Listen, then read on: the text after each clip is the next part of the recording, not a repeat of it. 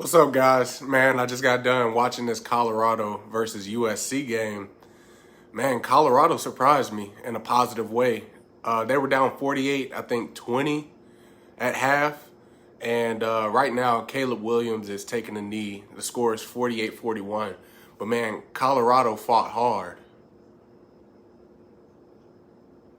Colorado fought hard. This Omarion Miller guy, like this guy came out of nowhere, dude. He had an amazing game, sure-handed. That guy was catching everything in his vicinity and making great plays after. So I'm interested to see what the lineup is going to look like next week for Colorado. You got to have Omarion Miller out there. I wasn't aware of how talented that young man was, but man, for him being a freshman, a true freshman, guys, when you see talent, you know talent. Xavier Weaver is talented. Jimmy Horn Jr. talented. Obviously, Travis Hunter. Dylan Edwards talented. But this guy, Omarion, he's solid, man. He looks really, really good. He looks special. He looks special out there. And that cornerback who was having some character issues, he played solid, man. He played a great, complete game at his position. Pass deflections. When he looked like he was beat, he recovered and broke up the pass or punched the ball out. Ultimately, USC got the win, but Colorado is cooking, man. Colorado is up to something. Colorado is definitely up to something. Give them some time. By the end of this year, they're going to be in a bowl game, I think. They're going to be gaining confidence week after week after week. They had two tough games, man. Oregon, what were they, number 5? And then turn around, you got number 8 USC. But they made Caleb Williams work for this win. He looked flustered out there at times. Obviously, I mean, he threw for almost 500 yards, but he threw a pick, which he hasn't done this season.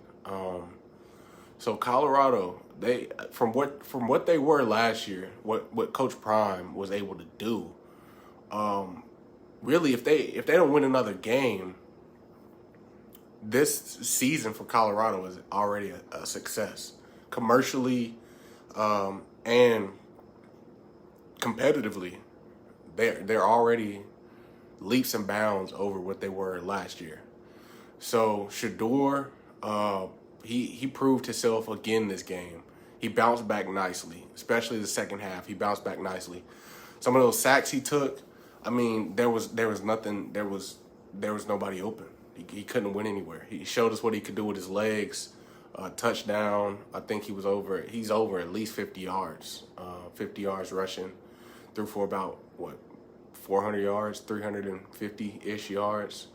But that Omarion Miller guy and that I can't remember his name, number 3, that cornerback, those guys are solid, man. And when Travis comes back, there was no Shiloh today.